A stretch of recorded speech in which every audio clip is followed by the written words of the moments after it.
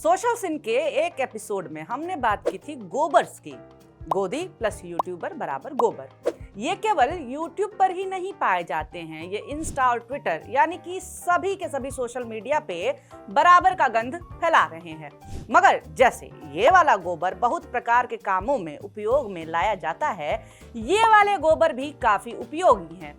वो गोबर घर लीपने के काम आता है तो ये वाले गोबर खबरों की लीपा पोती के काम आते हैं। इनके लिजलिजे काम के लिए इन्हें सम्मानित भी किया जाता है। फॉलोअर्स की भीड़ लगी हुई है। सरकार से पैसा, ब्रांड से पैसा, कोलैब से पैसा, पैसा ही पैसा।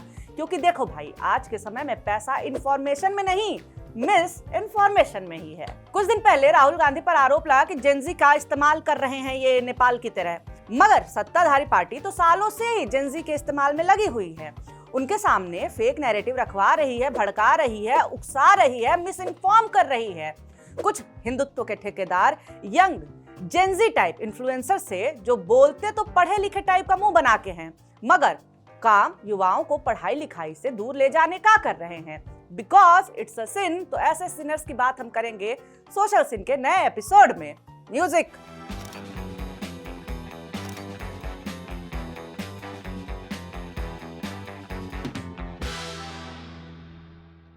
नमस्कार, मेरा नाम है निवेदिता शांडिल्य और आप देख रहे हैं मॉलिटिक्स। क्या देश हित के लिए इतना भी नहीं सह सकते? ये वाक्य पिछले कुछ सालों में भाषा की बंदिशों से मुक्त होकर के हथियार की श्रेणी में आ चुका है। वेपन ऑफ मास डिस्ट्रक्शन बन चुका है ये वाक्य। किसानों की जमीन 1 रुपए में अडानी को दे दी गई। क्या हुआ? राष्ट्र हित में ये किसान इतना भी नहीं सह सकते? आज यही तर्क दिया जा रहा है और जेनजी के दिमाग में यही बात ठूंसने के लिए प्रफुल्ल गर्ग जैसे इन्फ्लुएंसर्स को काम पे लगाया गया है। इंस्टाग्रामर है, फैक्चुअल मुंह और माहौल बना करके फैक्ट्स की तोड़ मरोड़ करता है ये लड़का। तकलीफ हो गई बेचारे को कि कैसे अडानी चचा को मॉलिटिक्स ने एक्सपोज कर दिया। मॉलिटिक्स की रिपोर्ट पर अपनी भड़ास निकालने लगा। सरकार का हितकारी सोशल मीडिया इन्फ्लुएंसर या फिर कहें गोबर प्रफुल्ल गर्ग बोल रहा है कि बिहार में किसानों की जमीन 1 रुपए प्रति एकड़ अडानी को देने से फायदा होगा क्योंकि वहां उद्योग लगेंगे। ठीक है, मान लिया उद्योग लगेंगे, लेकिन किसान जमीन देने पर प्रदर्शन या विरोध तो नहीं कर रहे हैं। वो विरोध तो मुआवजा ना मिलने का कर रहे हैं। दरअसल बिहार सरकार ने भागलपुर के पीरपैंती में 1020 एकड़ जमीन अडानी पावर को सिर्फ 1 रुपए के सालाना लीज पर दे दी है। इस जमीन पर 2400 मेगावाट बिजली पावर प्लांट बनाना है, जिसका पीएम मोदी ने बीती 15 सितंबर को उद्घाटन भी किया था। अडानी पावर प्लांट बिहार राज्य विद्युत कंपनियों को सबसे महंगी बिजली बेचेगा। जी, अब 1 रुपए में जमीन लिया है तो सबसे अधिक दामों पर बिजली बेचना भी तो बनता है ना। अरे भाई, फुल प्रॉफिट होना चाहिए। अडानी पावर बिजली राज्य विद्युत कंपनियों को 6.075 रुपए प्रति किलोवाट घंटे की दर से बिजली बेचेगा। घपला देखिए आप कि कई जमीन मालिकों ने मॉलिटिक्स को बताया कि उनसे जमीन अलग अलग मुआवजे दरों पर ली गई हैं। किसानों ने यह भी आरोप लगाया था कि उनको उनकी जमीनों का पूरा मुआवजा भी नहीं मिला है, जो 12 साल पहले राज्य सरकार ने बिजली संयंत्र के लिए जमीन ले ली थी। तो गर्ग किसानों की समस्या को पूरी तरह से सुना नहीं, बस फरमान आया है ऊपर से तो किसानों को कोसना है और कोस रहे हैं। लेकिन ये भी बताना भूल गए कि किसानों की नई मांगे क्या है। ग्रामीणों की मांग है कि जमीनों का 12 सालों से लंबित मुआवजा 12 साल पहले की दरों पर होगा, न कि आज की दरों पर। यहाँ तक कि पीड़ित किसान भागलपुर में पीएम मोदी से मिलना चाहते थे, लेकिन उन्हें प्रशासन ने रोक दिया।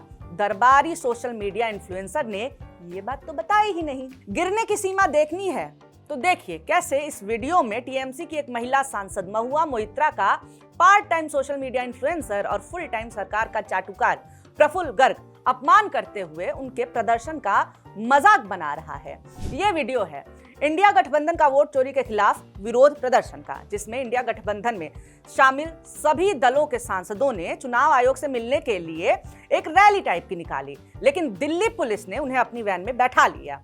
कुछ को हिरासत में लिया गया था। दिल्ली पुलिस ने सभी सांसदों को पुलिस वैन में बैठा दिया। गर्मी ज्यादा थी, जिससे महुआ मोइत्रा की तबीयत खराब होने लगी। सांस लेने में दिक्कत हुई तो उन्होंने पानी मांगा, लेकिन इस सोशल मीडिया इन्फ्लुएंसर उर्फ सरकारी चाटुकार ने इसको बांग्लादेश से जोड़ दिया और न जाने और कहां का एंगल निकाल रहा है। हाँ जी, महुआ मोइत्रा जी, आपको साइड में बांग्लादेशी कोई लोग दिख रहे थे जिनसे आपको बहुत प्यार है? इस आदमी को फाइट नहीं दिख रही, अरे दिखेगी भी कैसे, मालिक साहब ने देखने से मना कर दिया है। वोट चोरी बांग्लादेशी कर रहे हैं, रियली। यहाँ पे वोट चोरी की बात हो रही है, वो तो वोट पैदा करते हैं, इंपोर्ट करते हैं, फिर कंट्री को एक्सपोर्ट कर देते हैं और फिर और इंपोर्ट करते रहते हैं, साइकिल ही चलाते रहते हैं। लगता है इसने रेखा गुप्ता का बयान नहीं सुना, जिसमें वो कहती हैं कि चुनाव आयोग हमारे साथ है, हम ईवीएम हैक कर रहे हैं तो क्या हो गया, 70 सालों तक तो कांग्रेस ने किया था तो कुछ नहीं हुआ। माने कि ये खुद ही मान रही हैं कि हाँ हम वोट चोरी कर रहे हैं। अब जब तक 70 साल से वो कर रहे थे ईवीएम हैक तो कुछ नहीं हो रहा था, हमने कर लिया तो बुरा लग गया, ये सही है मामला। देखिए, जब जड़ खराब हो ना तो पौधे ऐसे ही सड़े हुए से ही होते हैं। इनके जो आदर्श हैं पहले उन पे नजर डालिए, समझ जाएंगे कि ये इतने नफरती क्यों हैं। ये बोल रहे हैं कि दामोदर सावरकर ने देश को राष्ट्रधर्म सिखाया, हिंदुत्व की परिभाषा दी, ब्ला ब्ला ब्ला। विनायक दामोदर सावरकर, स्वतंत्रता वीर सावरकर, सावरकर जी। अगर किसी इंसान ने, किसी महापुरुष ने इस देश को राष्ट्रधर्म, कर्म और धर्म का राइट सीक्वेंस सिखाया है, ये भारत को भारत की आजादी से पहले सिखाया, समझाया, बताया, वो थे सावरकर। चलिए जान लेते हैं कि क्या सच में जिसे ये वीर बता रहा है, इसके और लाखों भक्तों के आदर्श सावरकर, क्या वो सच में वीर हैं या राष्ट्रधर्म के प्रोफेसर हैं। एक लाइन में कहें तो सावरकर ना तो राष्ट्रभक्त थे ना ही वीर थे। सावरकर ने महात्मा गांधी तक का मजाक उड़ाया था, कहा था कोई गोश्त खाए बिना अंग्रेजी शासन से कैसे लड़ सकता है। बताइए, इस सावरकर को ये राष्ट्र धर्म का शिक्षक बता रहा है, माने हद है ना। जिसे ये राष्ट्र धर्म का शिक्षक बता रहा है वह राष्ट्रपिता महात्मा गांधी की हत्या की साजिश करने के लिए गिरफ्तार भी हुआ था, लेकिन बाद में सावरकर को बरी कर दिया गया था। सावरकर 9 साल 10 महीने सेल्युलर जेल में रहे थे। लेखक निरंजन टाकले बताते हैं कि सावरकर की असलियत गिरफ्तार होने के बाद सामने आई। 11 जुलाई 1911 को सावरकर अंडमान पहुंचे और 29 अगस्त को सावरकर ने अपना पहला माफीनामा भी लिख दिया। बताइए, 49 दिनों के अंदर ही सावरकर की देशभक्ति टाई टाई पुस।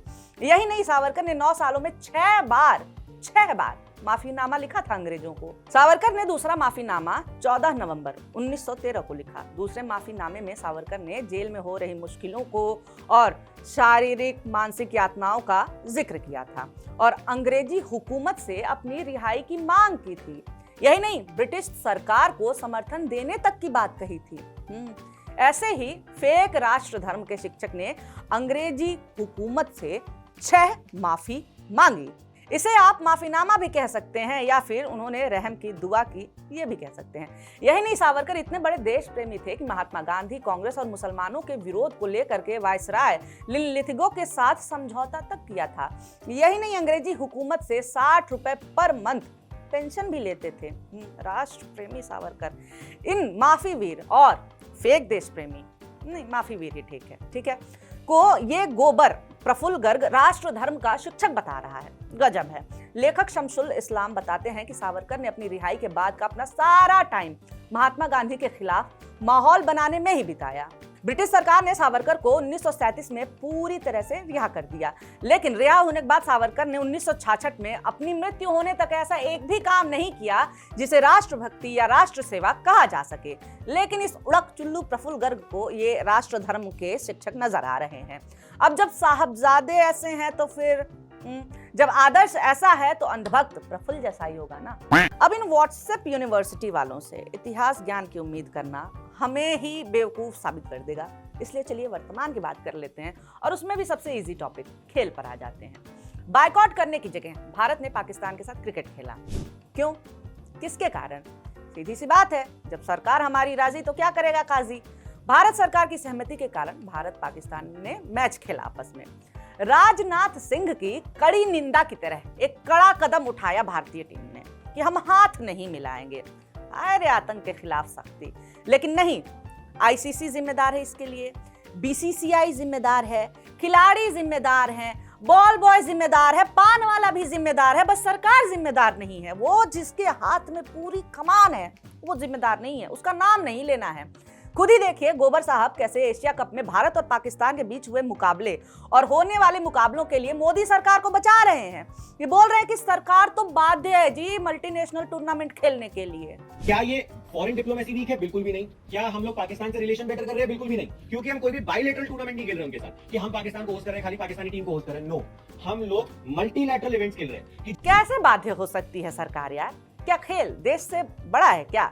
कुछ दुश्मन देश से भी मोदी सरकार को सीख ले लेनी चाहिए, लेकिन सीखेंगे कैसे ये? देखिए, पाकिस्तान हॉकी टीम ने बिहार में हुए हॉकी एशिया कप से अपना नाम वापस ले लिया था और टूर्नामेंट खेलने से मना कर दिया था, लेकिन मोदी सरकार ने क्या किया वो सबके सामने है। ये तो रही हॉकी की बात।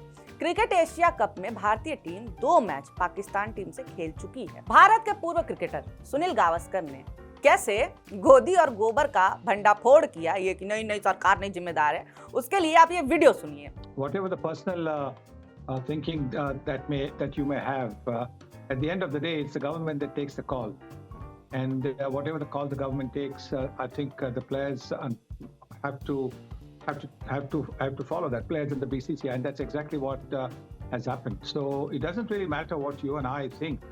It is at the end of the day what the government wants, and I think that is what is happening in this instance. Sunil Gavaskar ने साफ किया पाकिस्तान के साथ कोई भी खेल खेलना है तो ये सीधा फैसला सरकार का होता है, क्योंकि इसमें ना कोई खिलाड़ी फैसला ले सकता है ना ही क्रिकेट बोर्ड यानी कि बीसीसीआई। गावस्कर के इस बयान के बाद से साफ हो गया कि मोदी सरकार ने पाकिस्तान के साथ खेलने का फैसला लिया था और पहलगाम पीड़ितों की भावनाओं को ताक पर रखा था। सबके बारे में ज्ञान देना इस आदमी को, सबके बारे में। ट्रंप ने H1B वीजा की फीस 6 लाख से सीधे 88 लाख कर दी। भारत पे असर हो रहा है गंदे वाला। उसे ये आदमी कहता है कि अरे नहीं नहीं चुनाव की वजह से ना ट्रंप कर रहा है ये सब। अच्छा, यानी चुनाव के लिए नफरत खाली भारत में ही नहीं फैलाई जाती। ये आदमी समय समय पर मोदी के साथ साथ गोदी को भी बचाते हुए नजर आता है। ये बताओ, अब गोबर गोदी को नहीं बचाएगा तो कौन बचाएगा? ऐसे थोड़ी ना ये सरकारी डिनर्स पे जाते हैं। इसीलिए जरूरी है कि व्हाट्सएप यूनिवर्सिटी वाले कितना भी इंटेलेक्चुअल मुंह बना लें, उनके सामने सच रखा जाए। गोदी हो या गोबर, दोनों से बच के रहा जाए, है कि नहीं? आपको क्या लगता है? कमेंट करके बताइए। वीडियो अंत तक आपने देखा है, अच्छा लगा है तो लाइक जरूर कर दीजिए और ऐसी वीडियोस आपके सामने आते रहे उसके लिए यार सब्सक्राइब करना भी बनता है कि नहीं? ओके, चलिए टाटा बाय बाय, नमस्ते।